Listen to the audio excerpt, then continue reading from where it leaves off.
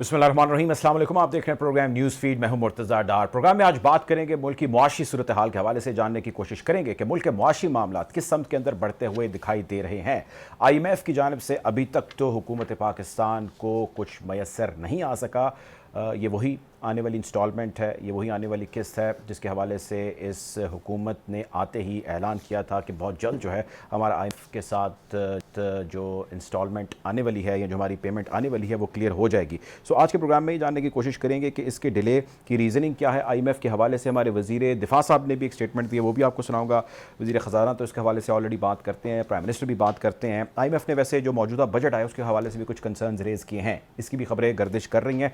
इसको भी आज प्रोग्राम में मौजूद बहस लेके आएंगे। साथ साथ मल्टी नेशनल कंपनीज बिलखुसूस हैस्कॉल का जिक्र हो रहा है, शेल का जिक्र हो रहा है, उनकी प्रेस रिलीज़ सामने आ रही हैं और उसका जो खुलासा मुख्तसरन है, वैसे तो सुबह से मीडिया सोशल मीडिया पे चल रहा है, वो ये है कि मुल्क की हालात जो मुआशी हैं उसकी वजह से या जो दीगर पॉलिसी हैं उसकी वजह से वो यहाँ से अपना इनखला जो है पाकिस्तान से चाहते हैं। ये जो ख़बर है ये पाकिस्तान की ओवरऑल जो economic reputation in the international diaspora है उसके हवाले से कैसी है, पाकिस्तान की इकॉनमी के लिए कैसी खबर है, इसको भी आज डिस्कस करेंगे। कुछ एक्सपर्ट्स हैं जो अपने अपना ओपिनियन शेयर कर रहे हैं। एप्टमा के जो चेयरमैन हैं समेत बहुत सारे ऐसे लोग जो इकॉनमी से डायरेक्टली या इनडायरेक्टली रिलेटेड हैं अपने शदीद कंसर्न्स का इजहार कर रहे हैं मौजूदा मुल्की मुआशी सूरत हाल के हवाले से।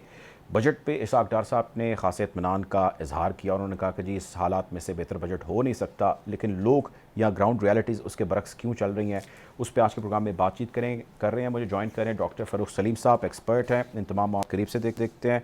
Welcome to the show doctor साहब। नाजरीन, गुफ्तगू का मैं बाकायदा आगाज़ करूँ, डॉक्टर साहब से ओपिनियन लूँ। मैं चाहता हूँ कि आज फ्लोर ऑफ द हाउस के ऊपर वज़ीर दिफा साहब ने एक statement about economy the, IMF के हवाले से उन्होंने कुछ बोला। मैं चाहता हूँ पहले हमारे नाजरीन को देख लें, उसके बाद हम गुफ्तगू का आगाज़ करते हैं। जी अदा करना है वो हमारी फेडरल रिसीट से ज़्यादा है, यानी जो हमारी आमदन है फेडरेशन की वो सूद भी कवर नहीं कर पा रही। उसके बाद जो है डिफेंस बजट आ जाता है, उसके बाद फेडरल गवर्नमेंट का खर्चा आ जाता है जो तकरीबन 20% के करीब है। ये दोनों 240 अरब रुपया चोरी हो रहा है। दो कंपनीज जो दोनों फॉरेन कंपनीज हैं वो 99% टैक्स पे कर रही हैं और बाकी तमाम कंपनियां जो 40% हैं वो 1% टैक्स पे कर रही हैं और वो लोग हमारी पार्लियामेंट में पहुंच चुके हुए हैं। ये एक गरीब मुल्क है जहां पे करोड़ों लोग फाके कर रहे हैं, जहां की 70-80% आबादी जो है, जनाब डेप्टी स्पीकर, 70-80% आबादी जो है 3 वक्त का या 2 वक्त का खाना नहीं खा सकती। ये सारे इमराज का इलाज जो है IMF के पास नहीं है, ये इलाज हमारे पास है। बजट एक ट्रांजैक्शनल इवेंट होता है, हर साल जो है आगे पीछे एडजस्टमेंट के साथ पेश होता है। बहुत बड़ा इवेंट होता है किसी भी मुल्क की इकोनॉमी में, लेकिन बाज़ ऐसी चीजें हैं जिनको फंडामेंटल हैं, अगर उनको दुरुस्त ना किया गया तो आप जो मर्जी कर लें, आपकी इकोनॉमी और आपके माशी हालात जो है वो दुरुस्त नहीं हो सकते। इस मुल्क को कोई और खतरा नहीं है, इस मुल्क को वाय जो खतरा, जो एग्जिस्टेंशियल खतरा है, जो हमारे वजूद को खतरा है, पाकिस्तान में कहीं गांव में नहीं, दूर दराज के गांव में नहीं, फाटा में नहीं, मैं मार्केटों को, बड़े बड़े शहर की मार्केटों के अंदर जो है बिजली चोरी होती है, थानों में बिजली चोरी होती है। लोगों ने निचले स्लैब का फायदा उठाने के लिए 3-3 मीटर अपने घरों में लगाए हुए। जी नाज़रीन, ये सुना आपने, वज़ीर दिफा साहब फरमा रहे थे, इकॉनमी के हवाले से अपने ओपिनियन शेयर कर रहे थे। बेबसी का अगर मैं कहूँ तो वो मुज़ाहिरा कर रहे थे। अभी तक जो कुछ हो चुका है उसके हवाले से कंसर्न थे, लेकिन अभी तक उनकी बात का खुलासा ये है कि चीज़ें जो है वो कंट्रोल में नहीं आनी चाहिए, हालत मिजाज जो है ख़राब है और इसका हल जो है IMF के पास नहीं, उनके पास है। डॉक्टर फ़ारूक साहब, सर मैं गुफ्तगू, इतनी हालात कंसर्निंग हो चुके हैं, समझ नहीं आती कहाँ से आगाज़ किया जाए।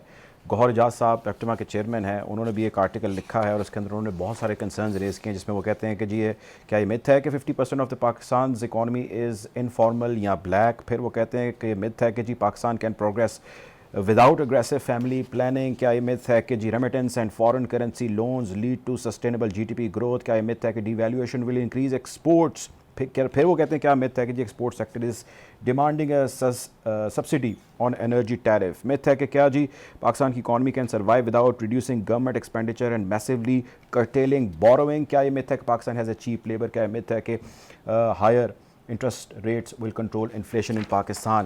آپ کا کیا اوپینین ہے سر آئی ایم ایف کے آج کے ریز کیے گئے کنسرنس کے بعد, لوگوں کے ان رائٹ اپس کے بعد؟ آج ڈان نے ایک بڑا جو ہے وہ سخت قسم کا ایڈیٹوریل لکھا ہے, کیا کہیں گے سر آپ؟ دیکھیے پرابلم دو ہیں. ایک 24 کروڑ پاکستانیوں کو ہے, وہ مہنگائی ہے. میرے خیال ہے پاکستان کی 76 سالہ معاشی تاریخ میں خوراک کی قیمتیں کبھی بھی ایک سال کے اندر 52% نہیں بڑھی. حکومت کا سب سے بڑا پرابلم ہے ڈالرز کا فقدان. دو سب سے بڑے چیلنجز ہیں. چیلنجز تو بے شمار ہیں, آپ نے بہت ساروں کا ذکر کیا, لیکن جو دو سب سے بڑے ہیں وہ عوام کے حوالے سے مہنگائی ہے اور حکومت کے حوالے سے جو ہے وہ فقدان ہے ڈالرز کا. اب ہم سب جانتے ہیں کہ پاکستان کی معیشت تکلیف کے وقت سے گزر رہی ہے. اس وقت جو ضرورت ہے وہ ایک نقشے کی ہے, ایک حکمت عملی کی ہے, ایک روڈ میپ کی ہے. حکومت جو روڈ میپ شیئر کرے کہ ہمارے پاس یہ طریقہ کار ہے, ہم نے یہ حکمت عملی بنائی ہے, ہم نے یہ نقشہ بنایا ہے ملک کو اور ملک کی معیشت کو اس ڈیفیکلٹ ٹائم سے کیسے نکالنا ہے. اب اس کا ذکر کیا جاتا ہے, کبھی پلان بی کہا جاتا ہے, کبھی کچھ پلان کہا جاتا ہے. وہ پلان وزیر خزانہ صاحب کی جیب میں چھپ کے نہیں رہنا چاہیے. پلان مارکیٹ سے شیئر کریں, وہ اسٹاک مارکیٹ کو بتائیں, وہ میڈیا کو بتائیں, وہ سرمایہ کاروں کو بتائیں کہ یہ ہمارا منصوبہ ہے. یہ سارے جو معاشی ایکٹرز ہیں وہ اس چیز کا انتظار کر رہے ہیں کہ وہ پلان ہم سے شیئر کیا جائے. یہ کہاں ضرور جاتا ہے کہ آئی ایم ایف اگر ہمارے ساتھ نہیں آئے گی تو ہمارے پاس پلان ایگزسٹ کرتا ہے. بھیا وہ پلان اگر ایگزسٹ کرتا ہے تو آپ نے چھپا کے کیوں رکھا ہوگا, اس کو آپ پبلک کے سامنے لے کے آئیں. اچھا, پھر بات یہ ہے کہ بجٹ جو سامنے آیا ہے, دیکھیے ابھی وزیر خزانہ صاحب نے ٹیکس کا ذکر کیا. ٹیکس کی حقیقت یہ ہے کہ آج سے 12 سال پہلے کا اگر بجٹ آپ نکال کے دیکھیں تو اس میں جو ٹیکس کا حد رکھا تھا وہ 1500 ارب کا تھا. آج حد رکھ رہے ہیں 9200 کا. تو ٹیکس بڑھ رہا ہے, خدایا اتنی تیزی سے بڑھ رہا ہے پاکستان کے اندر ٹیکس. پرابلم ٹیکس نہیں ہے, پرابلم حکومتی اخراجات ہے. دیکھیے 12 سال پہلے کا میں نے ذکر کیا, 12 سال پہلے کا بجٹ کھول کے دیکھ, حکومت کے اخراجات تھے 2500 ارب, اور اس 14,000 سے زائد جس رفتار سے حکومتی اخراجات بڑھ رہے ہیں, آپ پاکستانیوں کا خود بھی چوس لیں تو وہ پورا نہیں ہوگا. تو ٹیکس کا نہیں ہے, پاکستان کا ہر بچہ, بوڑھا, مرد اور عورت ٹیکس دیتا ہے. جس کے موبائل ہے وہ ٹیکس دیتا ہے, جس کے گھر میں بجلی کا بل لگا وہ ٹیکس دیتا ہے, جو گیس کا بل لگا وہ ٹیکس دیتا ہے, جو پیٹرول خریدتا ہے وہ ٹیکس دیتا ہے, جو ڈیزل خریدتا ہے وہ ٹیکس دیتا ہے. تو ٹیکس تو ساری عوام دے رہی ہے. انڈائریکٹ ٹیکسیشن جس کو کہتے ہیں لارجلی, جی انڈائریکٹ ٹیکسیشن ہے. تو یہ تو حکومت کی غلطی ہے کہ وہ انڈائریکٹ ٹیکسیشن 70% لگا دیتی ہے. تو ٹیکس تو سب لوگ دے رہے ہیں. دیکھیے پچھلے سال حکومتی اخراجات آپ بجٹ کھول کے دیکھیں اس میں 9000 ارب تھے حکومتی اخراجات. ہمیں یہاں بتایا جا رہا ہے کہ 70 سے 80% پاکستانی عوام جو ہے وہ 3 کھانے نہیں کھا پا رہے. یہی کہا ہمارے وزیر دفاع نے. جی یہی کہا. تو پھر اگر نہیں کھا پا رہی تو پچھلے سال جو حکومت کا خرچہ تھا وہ 9000 ارب تھا, اس سال 14000 ارب سے زیادہ کیسے ہو گیا؟ یعنی کم کرنے کے بجائے آپ نے بڑھا دیا خرچہ, اور آپ کہہ رہے ہیں کہ جی لوگ 70% جو لوگ ہیں وہ کھانا نہیں کھا پا رہے 3 وقت کا. آپ اندازہ کیجئے ذرا, جو جس شرح سے بڑھا ہے, 50% حکومتی اخراجات بڑھے ہیں بجٹ کے حوالے سے پچھلے ایک سال میں. پچھلے سال جو بجٹ دیا تھا اسی حکومت نے وہ ہمیں بتایا تھا کہ 9000 ارب کے اخراجات ہیں, آج ہمیں بتایا جا رہا ہے کہ 14000 سے زیادہ. اچھا سر میری عرض سنیں, دیکھیں ایک چیز ڈاکٹر صاحب وہ یہ ہے کہ یہ تو مس پلاننگ, بیڈ مینجمنٹ, کہنا کچھ کرنا کچھ, ایسی بہت ساری چیزیں, لیکن بہت ساری مس کوآرڈینیشن بھی نظر آتی. میں ایڈیٹوریل اگر آپ کی نظر سے گزرا ہوں ناظرین کے لیے پڑھ دیتا ہوں, just few lines of Dawn editorial. وہ آج لکھتے ہیں کہ جی if finance minister Isaaq Dar's revelation that Pakistan was contemplating bilateral debt reprofiting in order to extend the repayment period came as a surprise. The State Bank Governor assertion that no such plan was under consideration was a bigger shock to the market. یعنی کہ finance minister کچھ اور کہہ رہے ہیں, state bank کے governor کچھ اور کہہ رہے ہیں, مارکیٹ میں جو چیزیں ہو رہی ہیں وہ کچھ اور ہو رہی ہیں. آپ کو لیک آف کوآرڈینیشن, کمیونیکیشن کہیں گے اس کو, مس مینجمنٹ کہیں گے, بیڈ پلاننگ کہیں گے, کیا کہیں گے؟ دیکھیے پچھلے 6 سالوں میں بلکہ 5 سالوں میں کوئی 6 وزرائے خزانہ آئے اور گئے. اندازہ کیجئے کہ اگر ایک ٹینیئر ہی ایک وزیر خزانہ کو کچھ مہینے کا مل رہا ہے تو وہ کیا پالیسی بنائے گا, کیا اس کے اوپر عمل درآمد ہوگا. دیکھیے یہ بڑے سینسیٹیو ایشوز ہیں. ہم نے 135 ارب ڈالر کا قرضہ لے رکھا ہے. مارکیٹ کو کوئی غلط سگنل جاتا ہے, وزیر خزانہ کہتے ہیں کہ ہم بائی لیٹرل ڈیٹ جو ہے ان کو ری پروفائل کرنے والے ہیں, اگلے دن کے گورنر کہتے ہیں نہیں ایسا کوئی معاملہ نہیں ہونے والا. تو آپ سوچئے کہ جو پیغام جا رہا ہے وہ جنہوں نے ہمیں 135 ارب ڈالر کا ادھار دے رکھا ہے وہ کیا سوچتے ہوں. پرابلم اچھا بنیادی طور پہ ہمارا پرابلم معاشی نہیں ہے, پرابلم سیاسی ہے.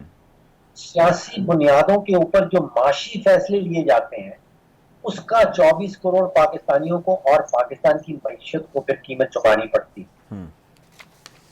ٹھیک ہے, ٹھیک ہے, آپ میرے ساتھ رہیے گا. ہمیں جوائن کریں ڈاکٹر حسنین جاوید, ایکسپرٹ ہیں اکانومی کے, بہت قریب سے ان معاملات کو دیکھتے ہیں. ویلکم ٹو دا شو حسنین صاحب. حسنین صاحب, آئی ایم ایف کچھ خوش نہیں ہے اس بجٹ سے, اپنے کنسرنز اس نے ریز کیے ہیں. آئی ایم ایف کے لگتا ہے کہ ہمیں شاید اگلے پلان میں جانا پڑے. اس پلان سے تو انہوں نے بہت ساری اپنی ڈس سیٹسفیکشن کا جو ہے وہ اظہار کیا ہے اس بجٹ کے حوالے سے جو بھی آیا ہے. تو یہ فرمائیں کہ آپ کے خیال سے یہ بجٹ, آئی ایم ایف کے کنسرنز, اور کیا فیوچر میں ہم اس کے ساتھ کوئی نئی جو ہے وہ معاہدے کے اندر جا سکتے ہیں, کیا انالیسس ہے سر آپ کا؟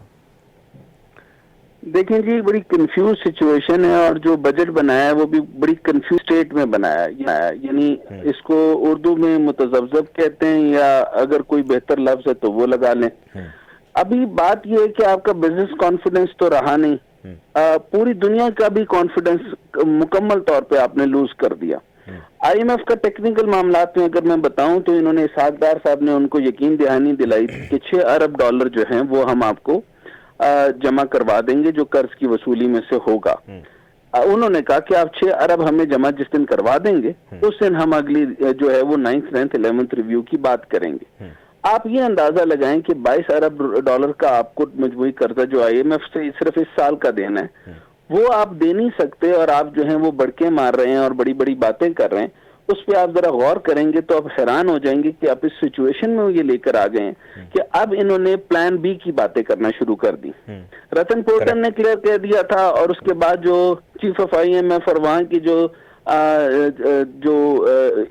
اس ایریا کے لیے اس کو کہتے ہیں ایکسٹینڈڈ فنڈ ایگریمنٹ اور یا ایکسٹینڈڈ فنڈ فیسلٹی, اس کے لیے جو ایگریمنٹ کے اوپر بات کر رہی تھی, ان کو یہ پاکستان کے اسحاق ڈار صاحب کو علم یقیناً ہے, لیکن یہ وہ جان بوجھ کر رہے ہیں یا کچھ اور کر رہے ہیں. پورے پاکستان کو اور خاص طور پہ پاکستان ملٹری کو اس چیز کے اوپر ڈیسیژن لینا چاہیے کہ اسحاق ڈار اگر یہ موو لے رہا ہے کہ اگر ہم نے جو پورا کا پورا شفٹ کرنا ہے, اپنا شفٹ کرنا ہے, یعنی from IMF to ہم نے جو پلان بی جس کی بات کرتے ہیں, تو پلان بی کے اندر آپ کو یہ سمجھ آ جانا چاہیے کہ جب رشیا سے تیل اور ایل پی جی کی آپ بات کرتے ہیں, آپ کہہ رہے ہیں کہ جیو پولیٹیکل بہت سارے معاملات ہوں گے, ظاہر ہے ملٹری کے ساتھ ساتھ اور بھی جتنے کنسرننگ ڈپارٹمنٹس یا جتنے کنسرننگ اسٹیک ہولڈرز ہو سکتے ہیں جو کہ بیسیکلی پیراڈائم شفٹ ہے جس کا آپ ذکر کریں فرام دیئر ٹو ہیئر, تو اس میں کون سی چیزیں جو پلسز ہو سکتے ہیں اور کون سی مائنس ہو اس کے سکتی ہیں؟ اوپر میں چند باتیں آپ کو بتانا چاہتا ہوں کہ ایک تو جب یہ آئی ایم ایف نے صاف انکار کر دیا, رتن پورٹن نے آپ کو فرام دا ڈے فرسٹ آج سے 9 مہینے پہلے کہا تھا کہ آپ پبلکلی اپیئر نہیں ہوں گے.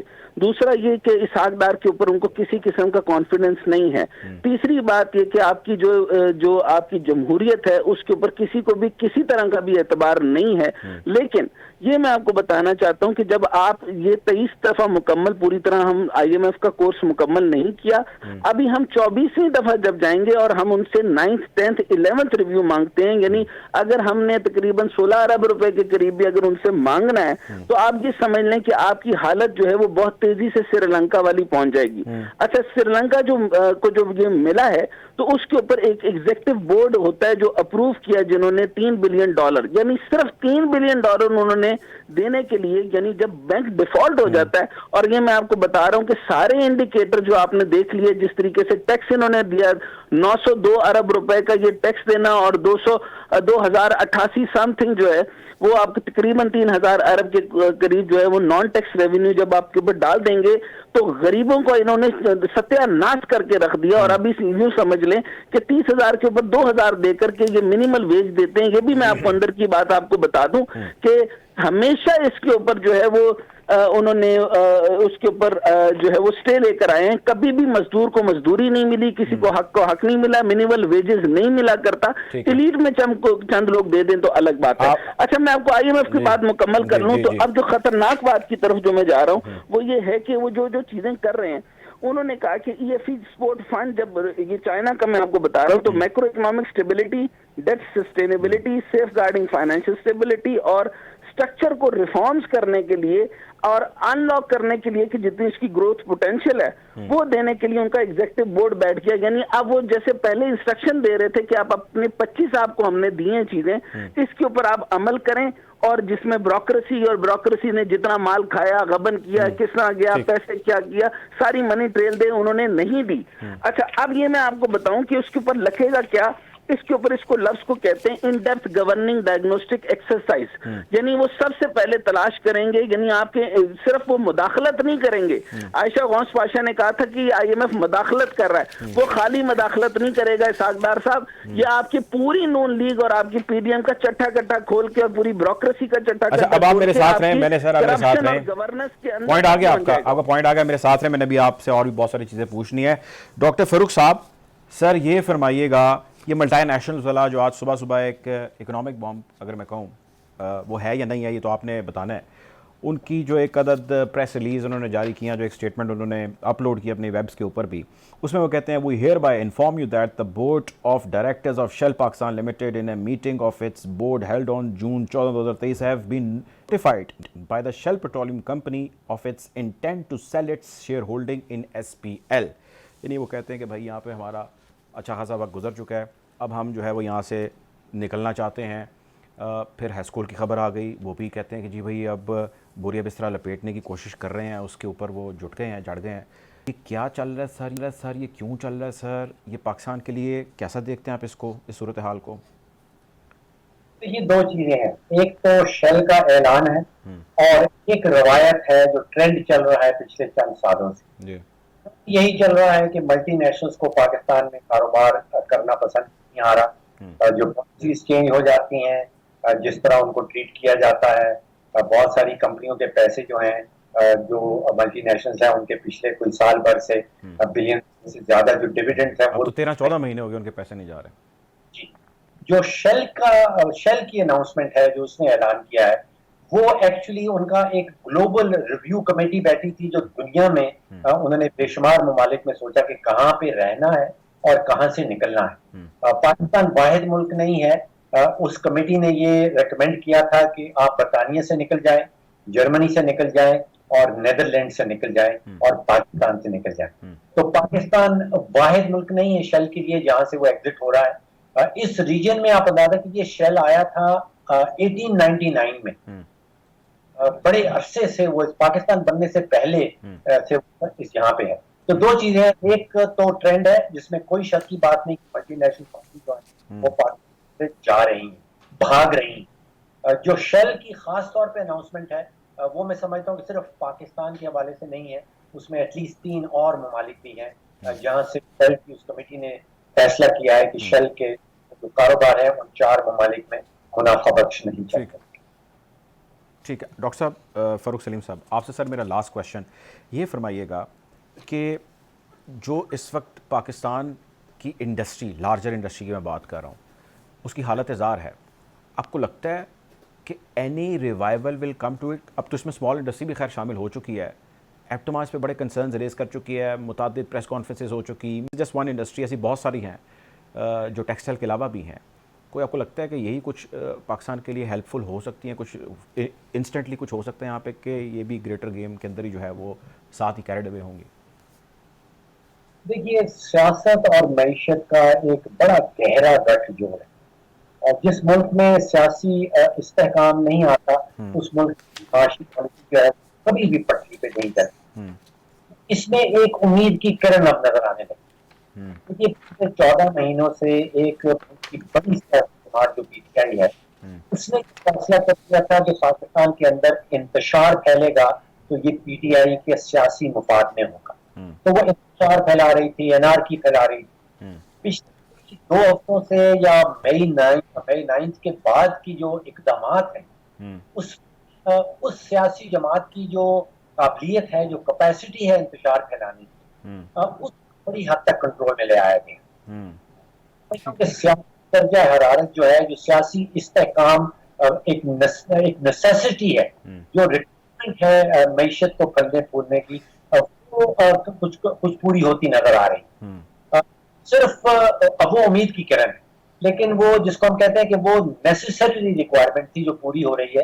سب ریکوائرمنٹ یہ ہوگی کہ آپ معاشی اصلاحات بھی اس کے ساتھ لے کے آئیں, تو دونوں مل کے پھر آپ کی معیشت کو سیدھی سمت پہ لے جائیں گے.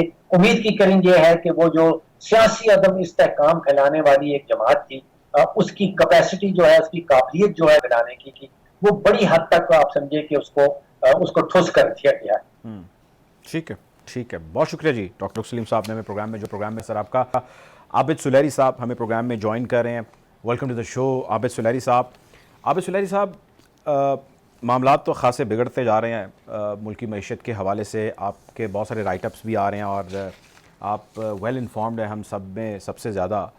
یہ فرمائیے گا سر کہ IMF تو فی الحال یہ والا پروگرام سلپ ہوتا ہاتھ سے نظر آ رہا ہے, کوئی اگلے پروگرام کی بھی بات چیت ہو رہی ہے, لیکن اس کے ساتھ ساتھ ایک متبادل کے اوپر بھی بات چیت ہو رہی ہے. کوئی رشیا کہتا ہے, کوئی کسی تقریر میں چائنا کہتا ہے.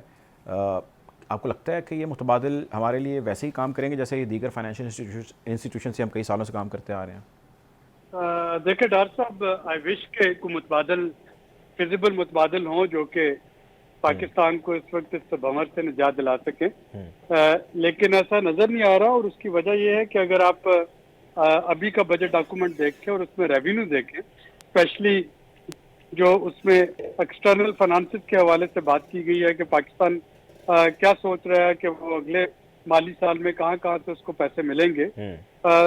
سب سے پہلے جو پیسے اس میں لکھے گئے ہیں وہ 696 ارب روپیہ IMF کا رکھا گیا ہے.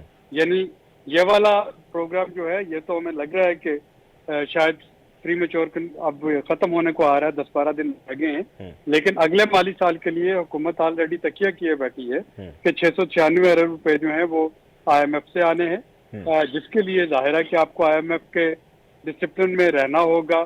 IMF کے کہنے پہ آپ کو اپنے جو ایکسپینڈیچر ہیں وہ بھی کٹ کرنا ہوں گے, جو نان ٹارگیٹڈ سبسڈیز ہیں وہ بھی کٹ کرنا ہوں گی, اور ریونیو بھی بڑھانا ہوگا. لیکن صرف یہی نہیں ہے, اس کے ساتھ جو آپ نے متبادل کی بات کی تو اس بجٹ میں یہ کہا گیا ہے کہ جی سعودی عرب اور UAE جو ہے یہ کچھ نئے ڈپازٹس دیں گے پاکستان کو. 580 ارب روپے کے ڈپازٹ سعودی عرب سے پاکستان توقع کر رہا ہے اگلے مالی سال میں. 290 ارب روپے کے ڈپازٹ جو ہے وہ UAE سے ایکسپیکٹ کر رہا ہے.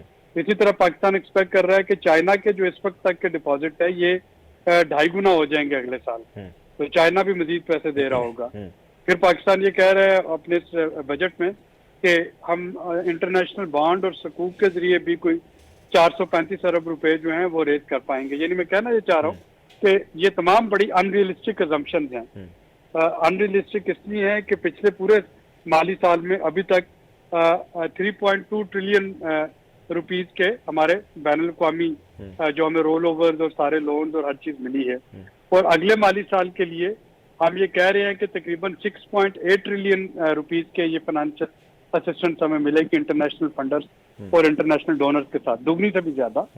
تو اگر آپ کو دگنی سے بھی زیادہ چاہیے اور اس میں اپنے چائنا بھی ڈال دیا, اس میں سعودیہ بھی ڈال دیا, اس میں UAE بھی ڈال دیا, اس میں IMF بھی ڈال دیا, اور اس کے یہ سب ملا کے بھی ہمارے جو ایکسپینڈیچر ہیں وفاقی وہ ہماری آمدنی سے دگنے سے زیادہ ہیں. اس کا مطلب یہ ہے کہ ہم ایک سیریس ٹربل میں ہیں.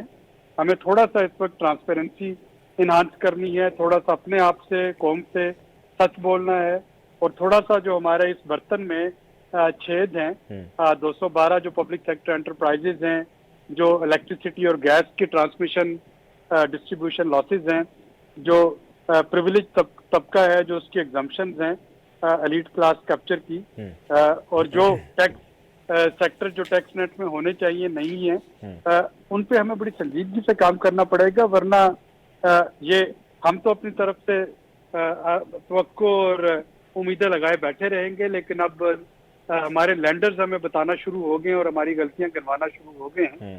पर आप देखेंगे कि ये बजट, अगर हमें IMF से अगले साल वाकई 696 अरब रुपए की तवक्को है, तो ये बजट पास होने से पहले इसके नंबर चेंज हो रहे होंगे, क्योंकि ये अनरियलिस्टिक नंबर है। बिल्कुल ठीक है, आप मेरे साथ रहिएगा। हसनैन साहब, सर मैं आपकी तरफ आना चाहूँगा।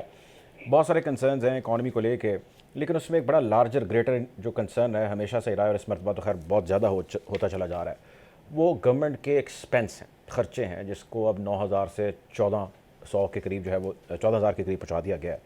ये फरमाएं सर, आपकी टेक्निकल अंडरस्टैंडिंग क्या है कि बिकॉज ऑफ कि जी पैसा डी वैल्यू हो रहा है इसलिए 9 से 14 पे चले गए, या आपको लगता है कि नहीं इसके अंदर कोई और मैथमेटिक्स है? कुछ लोग कहते हैं, मैं इसलिए सवाल थोड़ा लंबा कर रहा हूँ, कुछ लोग ये कहते हैं कि नहीं ये बहुत ज़्यादा कोई डेंट नहीं डालेंगे, बहुत ज़्यादा फ़र्क नहीं डालेंगे, एक्सपेंडिचर ज़रूरी होते हैं in order to run the system. I mean why there is a lack of not reducing these expenses कि उसका असर जो है अवाम उन्नास के ऊपर पड़े?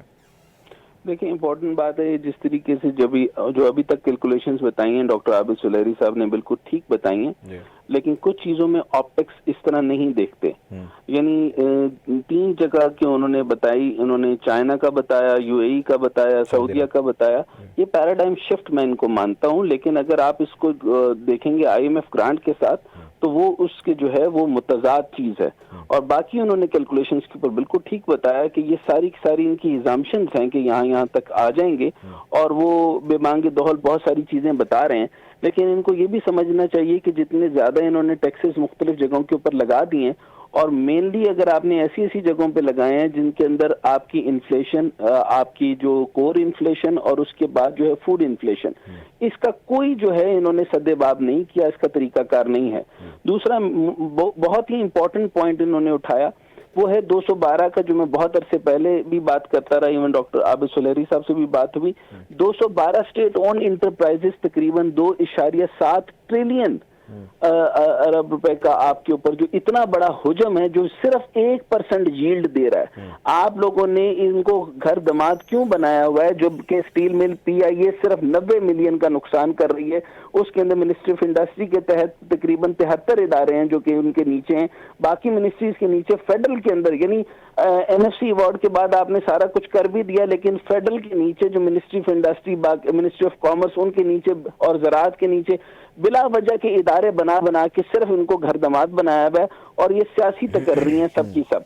टोटल जो डिवेल्युएशन का मसला है, आपकी इंपोर्ट्स नहीं हुई, 100% डिवेल्युएशन हुई, कॉस्ट बढ़ गई। इसको मैं सिंपल मैथ आपके सामने कर देता हूँ। टैरिफ डेफिसिट नहीं रोका गया, इंपोर्टर्स ताजिरों को नुकसान हुआ, इंटरेस्ट रेट बढ़ा दिया गया है। इंटरेस्ट जो जिसकी आप यूं समझेंगे परचेजिंग पावर लोगों की ना होने के बराबर हो गई है, यानी आप यूं समझे कि यानी 1 लाख रुपए किसी को देना तो उसी तरीके से वो इतना डिवेल्यूएट कर गया कि यानी गुर्बत की लकीर से नीचे 46,000 यानी 40,000 रुपए जो कमा रहा है वो गुर्बत की लकीर से नीचे है। डॉक्टर आबिद सुलेहरी साहब से भी रिकन्फर्म कर सकते हैं। मजीद जो है वो काम करने वालों को घर भेज दिया गया, बेरोजगार इंडस्ट्री गवर्नमेंट एक्सपेंडिचर क्यों नहीं कम कर रही हसनैन भाई, ये भी तो बताएं ना, ये क्यों खर्चे नहीं कम करते हैं? ये कभी नहीं कम कर सकती। मैं आपको सिंपल एक बताऊं, Pakistan industrial technical assistance centre इदारा है जिसमें 400 मुलाजिम काम करते हैं। कंप्यूटर फाउंडेशन का कोर्स भी वहां पे कंप्यूटर्स के बगैर होता है, यहाँ तक कि कैड कैम और पुरानी यानी ऑब्सोलीट उन्होंने टेक्नोलॉजी रखी हुई है, लेकिन कोई आदमी उनके ऊपर जो है वो प्राइवेटाइजेशन की लकीर नहीं लगा सकता, किसी के अंदर हिम्मत नहीं है। और ये अगर कोई कर जाए, मुशर्रफ साहब के दौर में चंद काम हुए थे, इसलिए मैं ये कह रहा हूं कि इसहाक डार साहब जब तक रहेंगे ना इंडस्ट्री बनेगी। इसहाक डार साहब के 2 ही ऑप्टिक्स हैं। आप ये समझने कि वो रुपये को कंट्रोल करने के माहिर समझे जाते हैं, उन्होंने वही काम करना है और उसके बाद इंपोर्ट बिल खोल देना है, जो कि उन्होंने कुछ एरियाज के उन्होंने खोल दिए। और उसके अलावा जो है वो टैक्सेशन जो है वो उन्होंने इतनी ज्यादा बढ़ा दी, यानी टैक्स ब्रॉडरिंग द टैक्स नेट जो है वो लोअरिंग द टैक्स के साथ होता है। जितना आप टैक्स को कम करेंगे लोग ऑटोमेटिकली नेट में आएंगे। मिडिल क्लास और सैलरीड क्लास की तो कट कर आती है। और आप ये सारे इंडस्ट्रियलिस्ट जब मुसलसल बोलते रहे तो मुझे ये बिल्कुल बुरा लगता था कि ये लोग तो अपना टैक्स देते हैं, ये फाइलर नॉन फाइलर तो आपने हैरेसमेंट करते हैं। तो ये इतनी बुरी तरीके से जो है वो फाइलर को یعنی جو ٹیکس کٹوا دیتا ہے اس کو جو سیلڈ کلاس ہے اس کو آپ اتنا زیادہ ہراس کرتے ہیں اور اتنے زیادہ نوٹسز بھیجتے ہیں، تو ایف بی آر کو بالکل ریفارم ٹھیک کے نہیں پہلے ہے ریسٹرکچر سر، ٹائم کم ہے اسٹینڈ بائی، ٹائم کم ہے، آپ میرے ساتھ ہیں عابد سلیری صاحب. سر لاسٹ کویشچن میں چاہتا ہوں ذرا آپ مفصل آنسر ہمارے ناظرین کو دے دیں، کیونکہ حالات جو ہے وہ ہر گزرتے بلکہ دن نہیں اب تو گھنٹے کہنا چاہیے خراب ہو رہے ہیں. یہ فرمائیں سر کہ اب سے مہینہ 2-3 پہلے تک تو ڈیفالٹ کورڈ، 4 مہینے پہلے 6 مہینے پہلے بھی آیا ذکر ہوا، یہ مجھے فرمائیں، ہمارے ناظرین کو بتائیے ڈیفالٹ کی جانب اگر اسی ٹریجیکٹری میں چیزیں بڑھتی رہیں تو کیا ہم ڈیفالٹ کی جانب بہت تیزی سے ہیڈ کر رہے ہیں، یا اس کو ہم ڈیفالٹ ہی کہیں گے، یا کوئی ایسے ایمرجنسی ارینجمنٹس کرنے پڑیں گے in order to stop the default if it is coming? جی ڈاکٹر صاحب، یہ تو اس کو ٹیکنیکلی آپ کوئی بھی نام دے دیں، لیکن 30 جون تک ہمیں جو پیمنٹس کرنی ہے، آج ہمارے جو ساتھی ہیں اسٹیٹ بینک کے وہ $3 بلین سے نیچے چلے گئے ہیں. جی $3 بلین سے نیچے جانے کا مطلب یہ ہے کہ اب آپ کے پاس 3 ہفتے کی بورڈ کے بل کے جو رقم رہ گئی ہے، اور اگر آپ اس مہینے کے اینڈ تک کی اپنی پیمنٹس دیکھیں تو ہم ایکسپیکٹ کر رہے ہیں کہ چائنا سے کچھ رول اوور ہو جائے گا، لیکن ہونے کے باوجود تقریباً $900 ملین جو ہے وہ ہمیں مزید دینے ہوں گے. تو اگر آپ کا رول اوور ہو بھی جاتا ہے تو آپ کے پاس جو ٹوٹل ریزروز رہ جائیں گے وہ تقریباً $2 بلین کے لگ بھگ ہوں گے. اب $2 بلین پہ آپ کے ریزروز ہوں اور ہمیں اگلے پورا سال جو ہے وہ ملک کو چلانا ہو، تو ظاہر ہے کہ یہ ایک لمحہ فکریہ ہے. اگر آپ کا فوری طور پہ اللہ نہ کرے ڈیفالٹ ہو، لیکن اگر فوری طور پہ اس پہ آپ نہیں بھی آتے تو لوگ ڈیفالٹ ہو جائیں گے، چونکہ جتنا آپ کا پریشر آئے گا، ڈالر کی مانگ بڑھے گی، اتنا روپے کی ویلیو کم ہوگی، اور جب روپے کی ویلیو کم ہوگی تو ہم سب جتنے بھی پاکستانی ہیں ہماری قوت خرید کم سے کم تر ہوتی جائے گی. آج اگر ہم دیکھیں تو ایک ایوریج بنگلہ دیشی شہری جو ہے اس کی قوت خرید ہم سے 3 گنا زیادہ ہے، ایک انڈین شہری کی قوت خرید ہم سے 4 گنا زیادہ ہے.